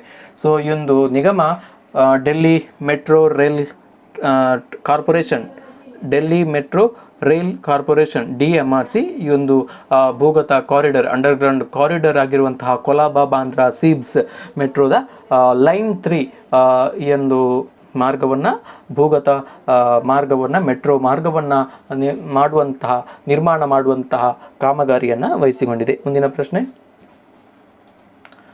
ಜುಲೈ 4ರಂದು ನಡೆಯುವ ಶಾಂಘೈ ಒಕ್ಕೂಟ, ಸೊ ಇದರ ಒಂದು ಅಧ್ಯಕ್ಷತೆಯನ್ನು ಯಾರು ವಹಿಸಿಕೊಳ್ತಾರೆ ಅನ್ನುವಂತಹ ಪ್ರಶ್ನೆ ಇದೆ. ಸೊ ಜುಲೈ 4ರಲ್ಲಿ ಈ ಒಂದು ಸಮಾವೇಶ ನಡೆಯಿತು.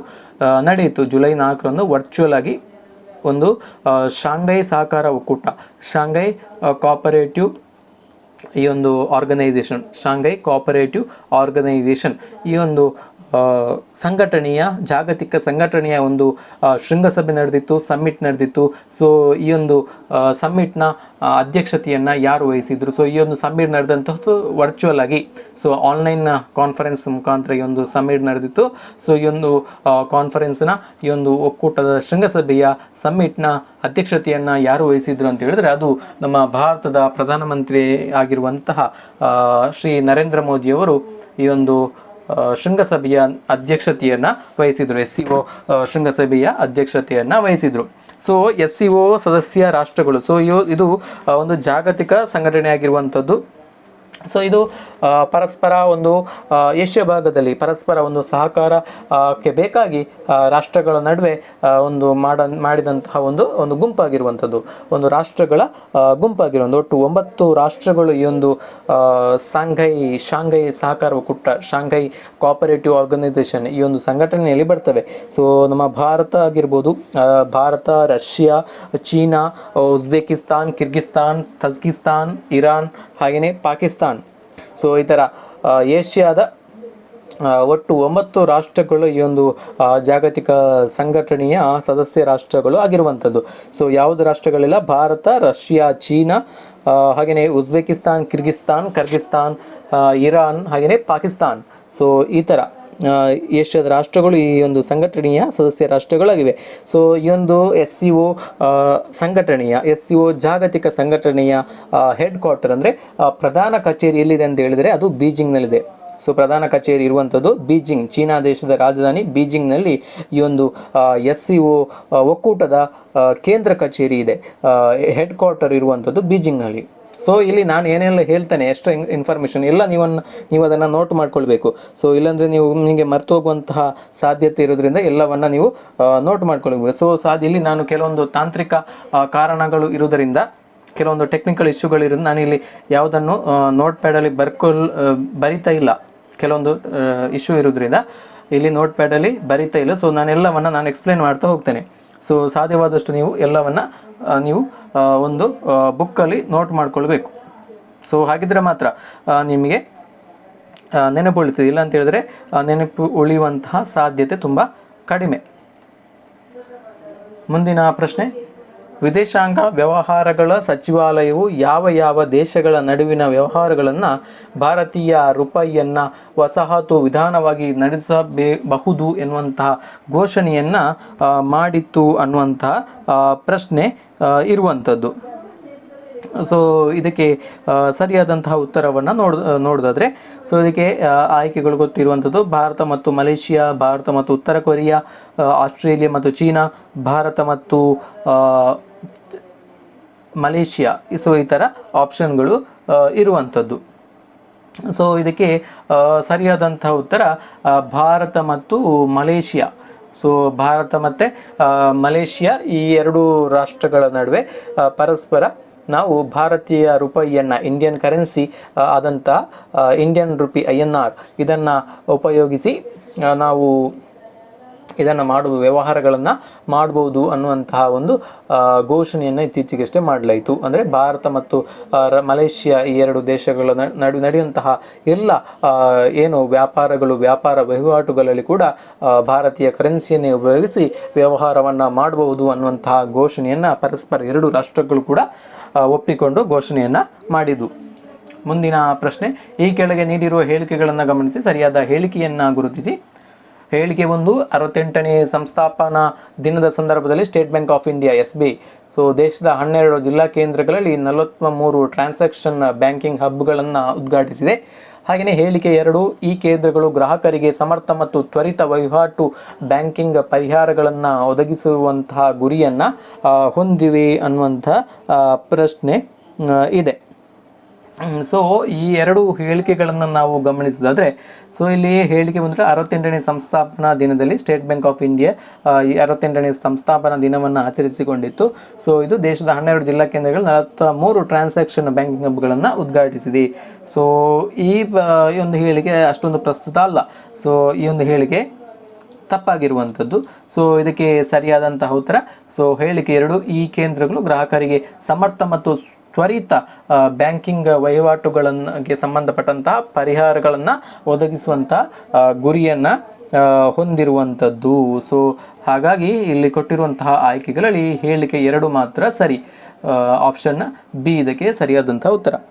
ಮುಂದಿನ ಪ್ರಶ್ನೆ, ಭಾರತದ ಟೆನ್ನಿಸ್ ಆಟಗಾರ ಯುಕಿ ಛಾಂಬ್ರಿ ಇವರಿಗೆ ಯಾವ ಪ್ರಶಸ್ತಿ ದೊರೆತಿದೆ? ಭಾರತದ ಟೆನ್ನಿಸ್ ಆಟಗಾರ ಯುಕಿ ಭಾಂಬ್ರಿ ಇವರಿಗೆ ಕೆಳಗಿನವುಗಳಲ್ಲಿ ಯಾವ ಪ್ರಶಸ್ತಿ ದೊರಕಿದೆ ಅನ್ನುವಂತಹ ಪ್ರಶ್ನೆ. ಭಾರತದ ಟೆನ್ನಿಸ್ ಆಟಗಾರ, ಶ್ರೇಷ್ಠ ಆಟಗಾರ ಯುಕಿ ಭಾಂಬ್ರಿ ಇವರಿಗೆ ಯಾವ ಪ್ರಶಸ್ತಿ ದೊರಕಿದೆ ಅನ್ನುವಂತಹ ಪ್ರಶ್ನೆ ಇಲ್ಲಿ ಇರುವಂಥದ್ದು. ಸೊ ಇವರಿಗೆ ಇಲ್ಲಿ ಕೊಟ್ಟಿರುವಂತಹ ಆಯ್ಕೆಗಳಲ್ಲಿ ATP ವರ್ಲ್ಡ್ ಟೂರ್ ಪ್ರಶಸ್ತಿ ದೊರಕಿದೆ. ATP ವರ್ಲ್ಡ್ ಪ್ರಶಸ್ತಿಯನ್ನು ನೀಡಿ ಇವರಿಗೆ ಗೌರವಿಸಲಾಗಿರುವಂಥದ್ದು ಯಾರಿಗೆ? ಯೂಕಿ ಭಾಂಬ್ರಿ ಅವರಿಗೆ. ಸೊ ಮುಂದಿನ ಪ್ರಶ್ನೆ, ಈ ಕೆಳಗೆ ನೀಡಿರುವ ಹೇಳಿಕೆಗಳನ್ನು ಗಮನಿಸಿ ಸರಿಯಾದ ಹೇಳಿಕೆಯನ್ನು ಗುರುತಿಸಿ. ಹೇಳಿಕೆ 1, ಕರ್ನಾಟಕ ರಾಜ್ಯ ಹಿಂದುಳಿದ ವರ್ಗಗಳ ಶಾಶ್ವತ ಆಯೋಗ ಸಲ್ಲಿಸಿರುವ ಸಾಮಾಜಿಕ, ಆರ್ಥಿಕ ಹಾಗೂ ಶೈಕ್ಷಣಿಕ ಸಮೀಕ್ಷೆಯ 2015ರ ಜಾತಿ ಗಣತಿ ವರದಿಯನ್ನು ಸ್ವೀಕರಿಸಲು ರಾಜ್ಯ ಸರ್ಕಾರ ನಿರ್ಧರಿಸಿದೆ ಅನ್ನುವಂತಹ ಹೇಳಿಕೆ ಇದೆ. ಸೊ ಹಾಗೆಯೇ ಹೇಳಿಕೆ 2, ಶಾಶ್ವತ ಹಿಂದುಳಿದ ವರ್ಗಗಳ ಆಯೋಗ ನಡೆಸಿದ ಜಾತಿವಾರು ಸಾಮಾಜಿಕ ಶೈಕ್ಷಣಿಕ ಸಮೀಕ್ಷೆ ವರದಿಯನ್ನು ಸ್ವೀಕರಿಸಲಾಗುವುದು ಎಂದು ಮುಖ್ಯಮಂತ್ರಿ ಸಿದ್ದರಾಮಯ್ಯ ಅವರು ತಿಳಿಸಿದ್ದಾರೆ ಅನ್ನುವಂಥ ಪ್ರಶ್ನೆ ಇದೆ. ಸೊ ಇದು 2 ಹೇಳಿಕೆಗಳನ್ನು ಗಮನಿಸಿದರೆ, ಸೊ ಇತ್ತೀಚೆಗಷ್ಟೇ ಈ ಒಂದು ಹೇಳಿಕೆ ಸುದ್ದಿಯಲ್ಲಿದೆ. ಸೊ ಜಾತಿ ಗಣತಿ 2015ರಲ್ಲಿ ಅಂದಿನ ಕಾಂಗ್ರೆಸ್ ಸರ್ಕಾರ, ಸಿದ್ದರಾಮಯ್ಯ ನೇತೃತ್ವದ ಕಾಂಗ್ರೆಸ್ ಸರ್ಕಾರ ಇರುವಂಥ ಸಂದರ್ಭದಲ್ಲಿ ಆ ಒಂದು ಜಾತಿ ಗಣತಿಯನ್ನು ನಡೆಸಲಾಗಿತ್ತು. ಸೊ ಆ ಒಂದು ಜಾತಿ ಗಣತಿಯ ಏನು ವರದಿ ಇದೆ ಅದನ್ನು ಇವರಿಗೂ ಕೂಡ ಪಬ್ಲಿಷ್ ಮಾಡಿರಲಿಲ್ಲ, ಹೊರಗೆ ಬಹಿರಂಗಪಡಿಸಿರಲಿಲ್ಲ. ಆ ಒಂದು ಜಾತಿ ಸಮೀಕ್ಷೆಯಲ್ಲಿ ನಡೆಸಿದಂತಹ ಸಮೀಕ್ಷೆಯ ವರದಿ, ಜಾತಿ ಗಣತಿಯ ವಿವಿಧ ಹಿಂದುಳಿದ ವರ್ಗಗಳ ಒಂದು ಜಾತಿಯ ಗಣತಿಯನ್ನು ಮಾಡಬೇಕು, ಅವರಿಗೆ ಒಂದು ಸಾಮಾಜಿಕವಾಗಿ ಒಂದು ಸ್ಥಾನಮಾನವನ್ನು ಕಲ್ಪಿಸಬೇಕು, ಅವರ ಶೈಕ್ಷಣಿಕ ಸಾಮಾಜಿಕ ಆರ್ಥಿಕ ಪ್ರಗತಿಗೆ ನೆರವನ್ನು ಒದಗಿಸಬೇಕು ಅನ್ನುವಂತಹ ದೃಷ್ಟಿಯಿಂದ ಈ ಒಂದು ಸಮೀಕ್ಷೆಯನ್ನು ಮಾಡಲಾಗಿದೆ. ಸೊ ಇಲ್ಲಿ ತನಕ ಈ ಒಂದು ಸಮೀಕ್ಷೆಯ ವರದಿಯನ್ನು ಬಹಿರಂಗಪಡಿಸಿರಲಿಲ್ಲ, ಜಾತಿ ಗಣತಿಯ ವರದಿಯನ್ನು ಬಹಿರಂಗಪಡಿಸಿರಲಿಲ್ಲ. ಸೊ ಅದಕ್ಕೆ ಸಾಕಷ್ಟು ವಿರೋಧಗಳು ವ್ಯಕ್ತವಾಗಿದ್ದು, ಸೊ ಆದ್ದರಿಂದ ಆ ಟೈಮಲ್ಲಿ ಅದನ್ನು ಬಹಿರಂಗಪಡಿಸಿರಲಿಲ್ಲ. ಸೊ ಈಗ ಅದೇ ಸರ್ಕಾರ ಬಂದಿದೆ, ಸಿದ್ದರಾಮಯ್ಯ ಅವರ ನೇತೃತ್ವದಲ್ಲಿ ಸರ್ಕಾರ ಬಂದಿದೆ. ಸೊ ಇದೀಗ ಈ ಒಂದು ಸಮೀಕ್ಷೆ ಏನು ಮಾಡಿದ್ರು, 2015ರಲ್ಲಿ ಸಮೀಕ್ಷೆ ಏನು ಮಾಡಿದರು, ಸೊ ಈ ಒಂದು ಸಮೀಕ್ಷೆಯ ಜಾತಿ ಗಣತಿಯ ವರದಿಯನ್ನು ಬಹಿರಂಗಪಡಿಸಲಾಗುವುದು ಮತ್ತು ಆ ಒಂದು ವರದಿಯನ್ನು ನಮ್ಮ ಸರ್ಕಾರದ ಕಡೆಯಿಂದ ಅಂಗೀಕೃತ ಮಾಡಲಾಗುವುದು, ಸರ್ಕಾರದ ವರದಿಯನ್ನು ಸ್ವೀಕರಿಸಲಾಗುವುದು ಅಂತೇಳಿ ಮಾನ್ಯ ಮುಖ್ಯಮಂತ್ರಿಗಳಾಗಿರುವಂತಹ ಸಿದ್ದರಾಮಯ್ಯರವರು ಘೋಷಣೆಯನ್ನು ಮಾಡಿದ್ದಾರೆ. ಸೊ ಅದರಿಂದ ಈ 2 ಹೇಳಿಕೆಗಳು ಕೂಡ ಸರಿ. ಈ ಹೇಳಿಕೆ 1 ಮತ್ತು ಹೇಳಿಕೆ 2 ಹೇಳಿಕೆಗಳು ಕೂಡ ಸರಿಯಾದಂಥ ಹೇಳಿಕೆ 1 ಮತ್ತು ಹೇಳಿಕೆ 2 ಕೂಡ ಸರಿಯಾದಂಥದ್ದು.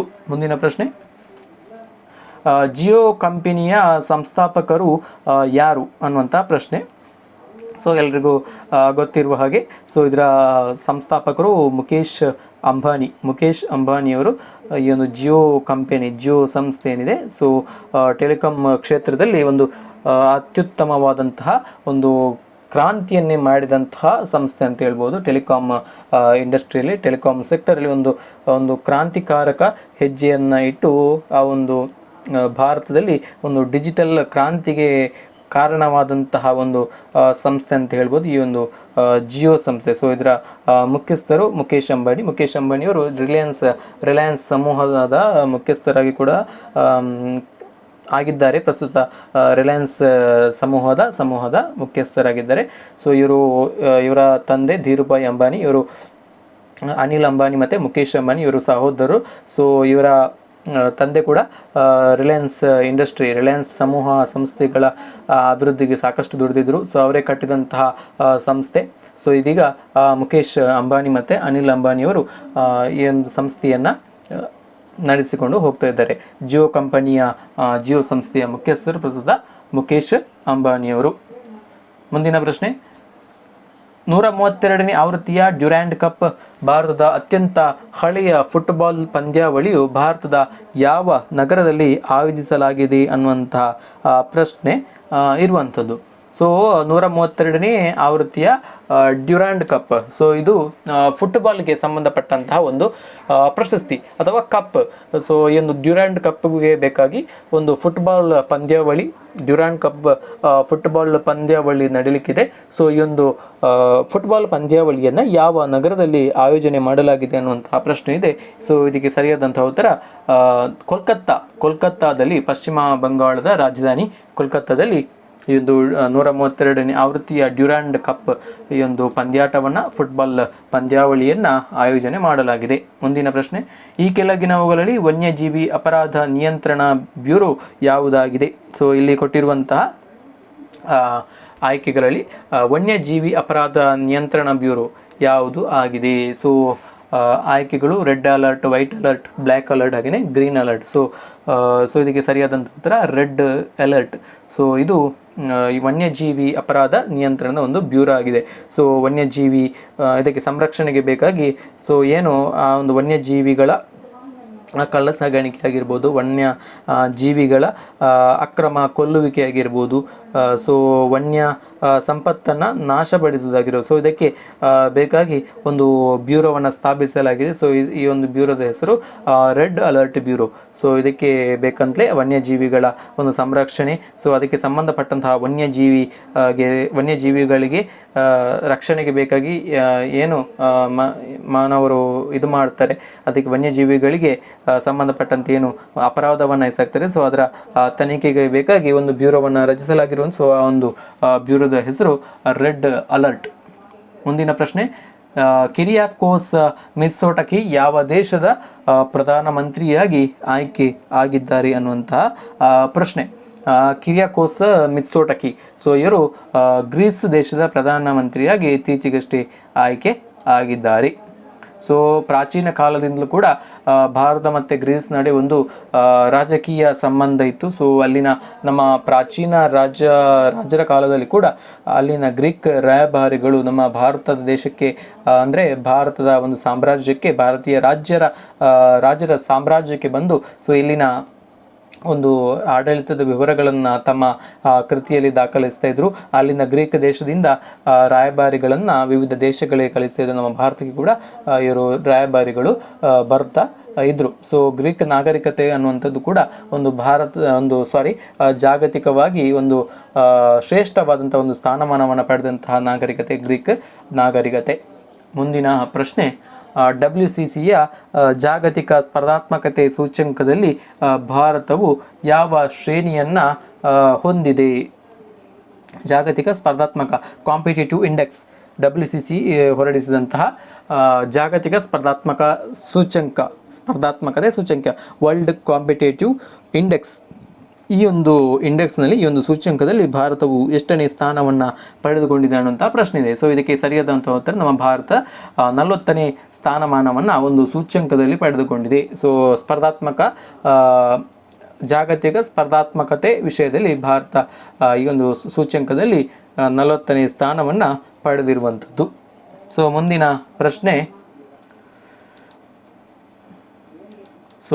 ಪ್ರಶ್ನೆ, ಪ್ರತಿಷ್ಠಿತ ಫುಟ್ಬಾಲ್ ಚಾಂಪಿಯನ್ಶಿಪ್ ಅಂದರೆ SAFFF ಚಾಂಪಿಯನ್ಶಿಪ್ ಟೂರ್ನಿಯ ಫೈನಲ್ ಪಂದ್ಯದಲ್ಲಿ ಯಾವ ದೇಶದ ತಂಡ ಚಾಂಪಿಯನ್ ಆಗಿದೆ ಅನ್ನುವಂಥ ಪ್ರಶ್ನೆ. ಸೊ ಪ್ರತಿಷ್ಠಿತವಾದಂತಹ ಒಂದು ಫುಟ್ಬಾಲ್ ಚಾಂಪಿಯನ್ಶಿಪ್ ಪಂದ್ಯಾವಳಿ ಯಾವುದು? SAFF ಚಾಂಪಿಯನ್ಶಿಪ್ ಪಂದ್ಯಾವಳಿ ಅಥವಾ ಟೂರ್ನಿ. ಸೊ ಈ ಒಂದು ಟೂರ್ನಿಯ ಫೈನಲ್ ಪಂದ್ಯಾಟದಲ್ಲಿ ಯಾವ ದೇಶ ಚಾಂಪಿಯನ್ ಆಗಿ ಹೊರಹೊಮ್ಮಿದೆ ಅನ್ನುವಂತಹ ಪ್ರಶ್ನೆ ಇಲ್ಲಿ ಇರುವಂಥದ್ದು. ಸೊ ಇದಕ್ಕೆ ಸರಿಯಾದಂತಹ ಉತ್ತರಗಳನ್ನು ನಾವು ಅನಾಲಿಸಿಸ್ ಮಾಡೋದಾದರೆ, ಸೊ ಇದಕ್ಕೆ ಸರಿಯಾದಂತಹ ಉತ್ತರ ನಮ್ಮ ಭಾರತ ದೇಶ ಈ ಒಂದು ಪ್ರತಿಷ್ಠಿತವಾಗಿರುವಂತಹ ಫುಟ್ಬಾಲ್ ಚಾಂಪಿಯನ್ಶಿಪ್ SAFF ಚಾಂಪಿಯನ್ಶಿಪ್ ಈ ಒಂದು ಟೂರ್ನಿಯ ಫೈನಲ್ ಪಂದ್ಯದಲ್ಲಿ, ಫೈನಲ್ ಮ್ಯಾಚ್ನಲ್ಲಿ ಚಾಂಪಿಯನ್ ಆಗಿ ಹೊರಹೊಮ್ಮಿರುವಂಥದ್ದು. ಮುಂದಿನ ಪ್ರಶ್ನೆ, ಕರ್ನಾಟಕ ಲೇಖಕಿಯರ ಸಂಘ ನೀಡುವ 2023ನೇ ಸಾಲಿನ TSR ಪ್ರಶಸ್ತಿಗೆ ಈ ಕೆಳಗಿನವರುಗಳಲ್ಲಿ ಯಾರು ಆಯ್ಕೆಯಾಗಿದ್ದಾರೆ ಅನ್ನುವಂತಹ ಪ್ರಶ್ನೆ ಇದೆ. ಕರ್ನಾಟಕ ಲೇಖಕಿಯರ ಸಂಘ ನೀಡುವಂಥ 2023ನೇ ಸಾಲಿನ TSR ಪ್ರಶಸ್ತಿಗೆ, ಈ ಒಂದು ಪ್ರಶಸ್ತಿಗೆ ಯಾರು ಆಯ್ಕೆಯಾಗಿದ್ದಾರೆ ಅನ್ನುವಂಥ ಪ್ರಶ್ನೆ. ಸೊ ಇದು ಕರ್ನಾಟಕ ಲೇಖಕಿಯರ ಸಂಘ, ಸೊ ಲೇಖಕಿಯರಿಗಾಗಿ, ಕನ್ನಡದ ಲೇಖಕಿಯರಿಗಾಗಿ ನೀಡುವಂತಹ ಪ್ರಶಸ್ತಿ. ಸೊ ಈ ಒಂದು ಪ್ರಶಸ್ತಿಗೆ ನಾಗಮಣಿ ಎಸ್ ರಾವ್ ಇವರು ಆಯ್ಕೆ ಆಗಿದ್ದಾರೆ.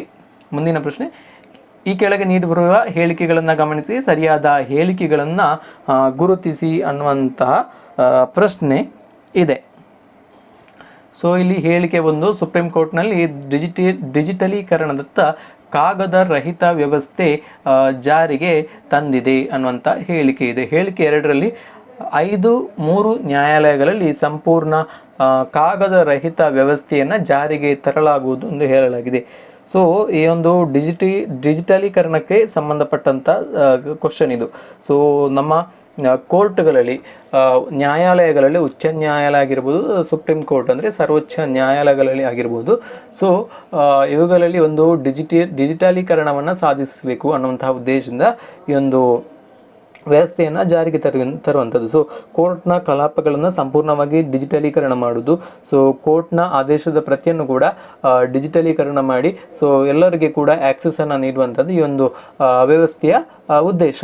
ಸೊ ಇದಕ್ಕೆ ಸಂಬಂಧಪಟ್ಟಂತೆ ಡಿಜಿಟಲೀಕರಣಕ್ಕೆ ಸಂಬಂಧಪಟ್ಟಂತೆ ಇದಕ್ಕೆ ಸರಿಯಾದಂಥ ಹೇಳಿಕೆ ಆಗಿರೋದು ಆಯ್ಕೆ ಒಂದು ಮಾತ್ರ, ಹೇಳಿಕೆ ಒಂದು ಮಾತ್ರ ಇದಕ್ಕೆ ಸರಿಯಾದಂತಹ ಉತ್ತರ.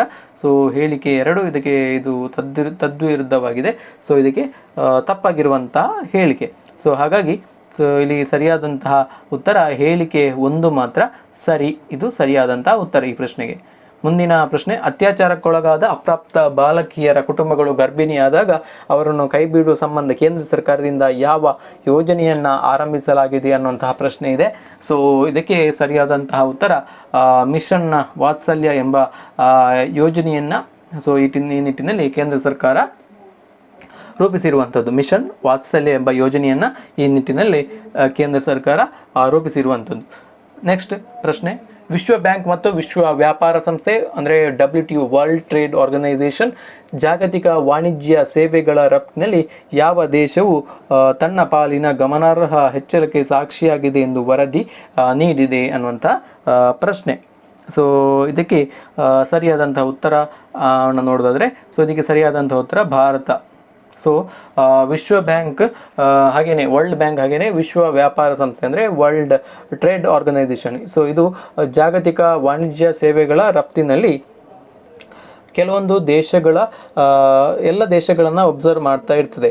ಸೊ ಜಾಗತಿಕವಾಗಿ ಈ ಒಂದು ಸಂಘಟನೆಯಲ್ಲಿ ಯಾವೆಲ್ಲ ಸದಸ್ಯ ರಾಷ್ಟ್ರಗಳಿವೆ ಸೊ ಆ ಎಲ್ಲ ರಾಷ್ಟ್ರಗಳು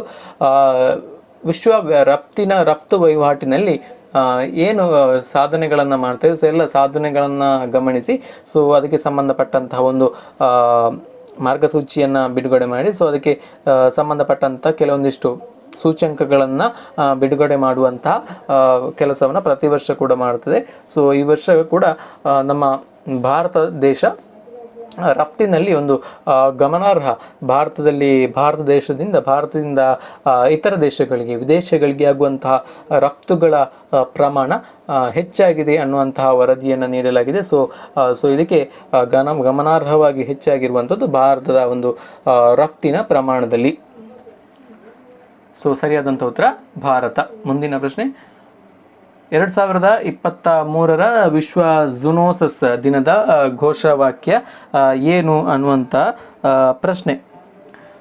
ಸೊ ಇದಕ್ಕೆ ಸರಿಯಾದಂಥ ಉತ್ತರ ಅಂದರೆ 2023 ವಿಶ್ವ ಝೂನೋಸಿಸ್ ದಿನವನ್ನು ಆಚರಣೆ ಮಾಡಲಾಗಿತ್ತು. ವರ್ಲ್ಡ್ ಝೂನೋಸಿಸ್ ಡೇ ಅಂತೇಳಿ ಆಚರಣೆ ಮಾಡಲಾಗಿತ್ತು.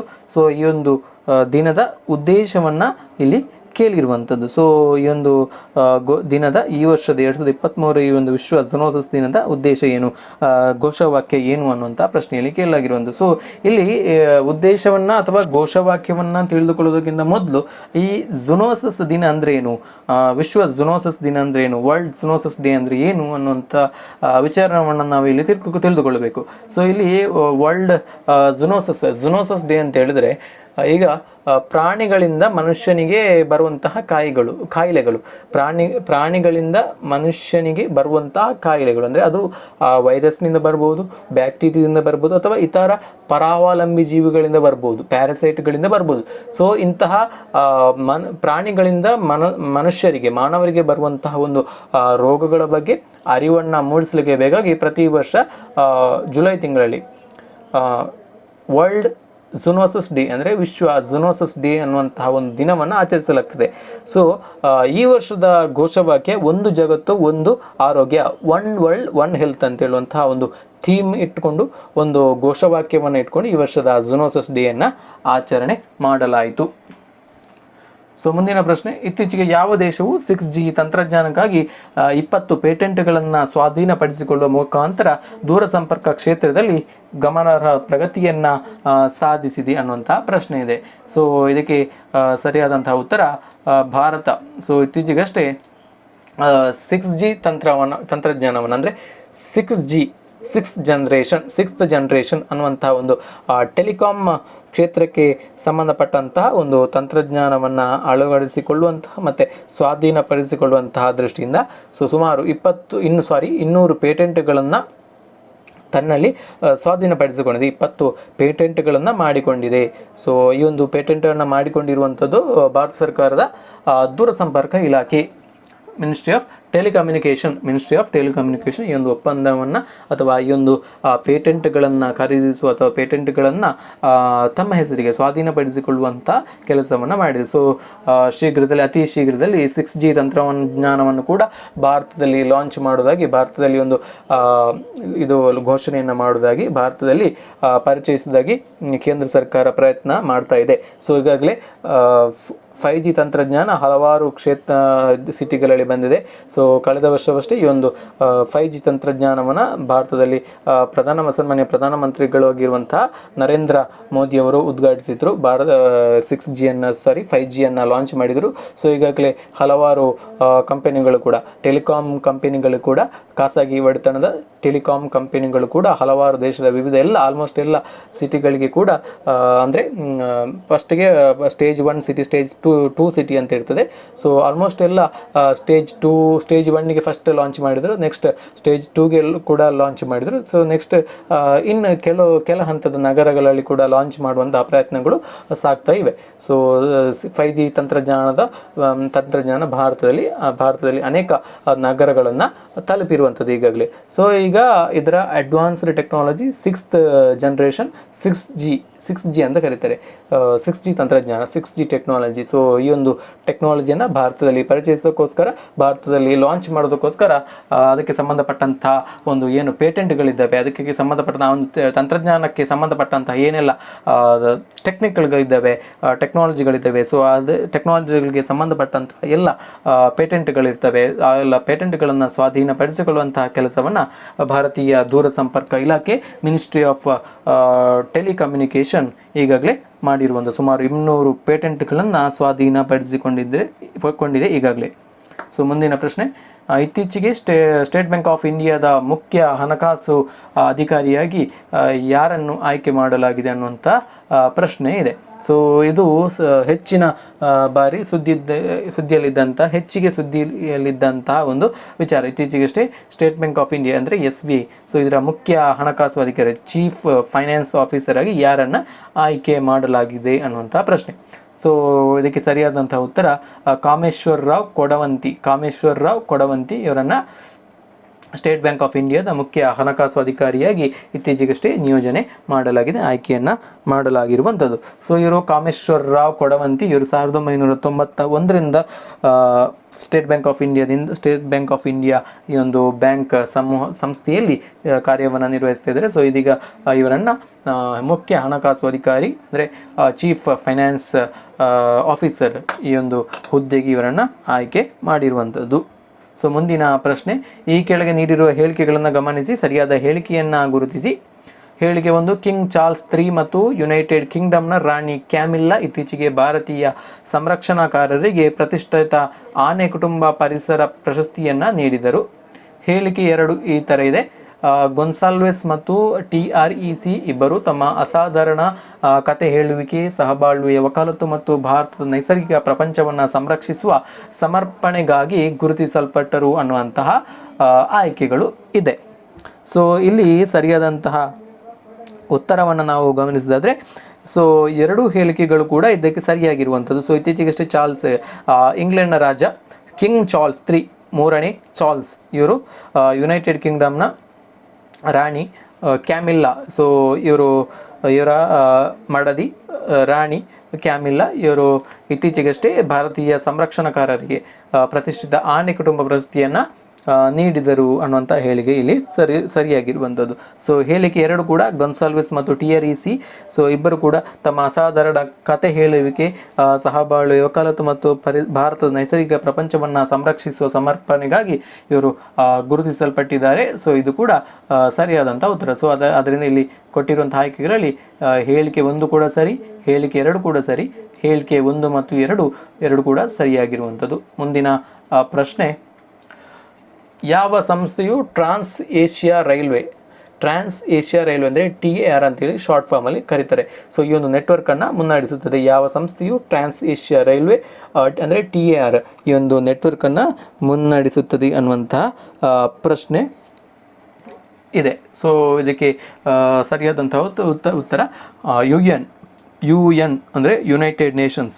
ಸೊ ಈ ಒಂದು ಸಂಸ್ಥೆ ಟ್ರಾನ್ಸ್ ಏಷ್ಯಾ ರೈಲ್ವೆ ಅಂದರೆ TAR ಈ ಒಂದು ನೆಟ್ವರ್ಕನ್ನು ಮುನ್ನಡೆಸುವಂತಹ ಜವಾಬ್ದಾರಿಯನ್ನು ಆ ಒಂದು ಸಂಸ್ಥೆ ವಹಿಸಿಕೊಂಡಿದೆ.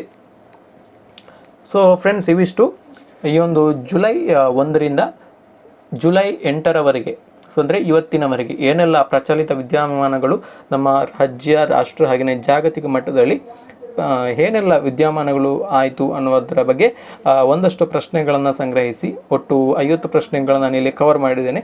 ಸೊ ಈ ಒಂದು 50 ಪ್ರಶ್ನೆಗಳು ಕೂಡ ಪ್ರಚಲಿತ ವಿದ್ಯಮಾನಗಳ ದೃಷ್ಟಿಯಿಂದ, ಪರೀಕ್ಷೆಯ ದೃಷ್ಟಿಯಿಂದ, ಪ್ರಚಲಿತ ವಿದ್ಯಮಾನಗಳ ಸೆಕ್ಷನಲ್ಲಿ ಪರೀಕ್ಷೆಗಳ ದೃಷ್ಟಿಯಿಂದ ಅತ್ಯಂತ ಪ್ರಾಮುಖ್ಯವಾಗಿರುವಂತಹ ಪ್ರಶ್ನೆಗಳು.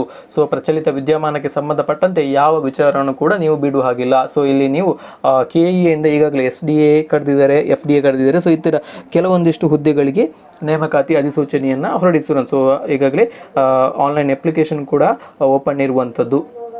ಸೊ ಎಲ್ಲ ಪರೀಕ್ಷೆಗಳ ಸ್ಪರ್ಧಾತ್ಮಕ ಪರೀಕ್ಷೆಗಳು ಅತಿ ಶೀಘ್ರದಲ್ಲಿ ನಡೆಯುವಂಥ ಸಾಧ್ಯತೆ ಇದೆ. ಸೊ ಆದ್ದರಿಂದ ಈ ಎಲ್ಲ ಸ್ಪರ್ಧಾತ್ಮಕ ಪರೀಕ್ಷೆಗಳು, ಸೊ ಈ ವರ್ಷದಲ್ಲಿ ಏನೆಲ್ಲ ಸಂಭವಿಸಿತು ಈ ವರ್ಷದ ಜನವರಿಯಿಂದ ಸೊ ಇಲ್ಲಿ ತನಕ, ಸೊ ಅದಕ್ಕಿಂತ ಹಿಂದಿನದನ್ನು ಕೂಡ ಕೇಳ್ಬೋದು. ಸೊ ಮೋಸ್ಟ್ ಪ್ರಾಬಬ್ಲಿ ಸೊ ಇದು ಕಲೀಲೇಬೇಕು ನೀವು. ಸೊ ಈ ವರ್ಷದ ಜನವರಿ ತಿಂಗಳಿಂದ ಇಲ್ಲಿಯ ತನಕ ನೀವು ಪರೀಕ್ಷೆ ಬರೆಯುವ ಹಿಂದಿನ ದಿನದ ತನಕ ಏನೆಲ್ಲ ಆಯಿತು, ಸೊ ಎಲ್ಲದರ ಬಗ್ಗೆ ಒಂದು ಸಮಗ್ರವಾದ ಮಾಹಿತಿ ನಿಮಗೆ ಗೊತ್ತಿರಬೇಕು.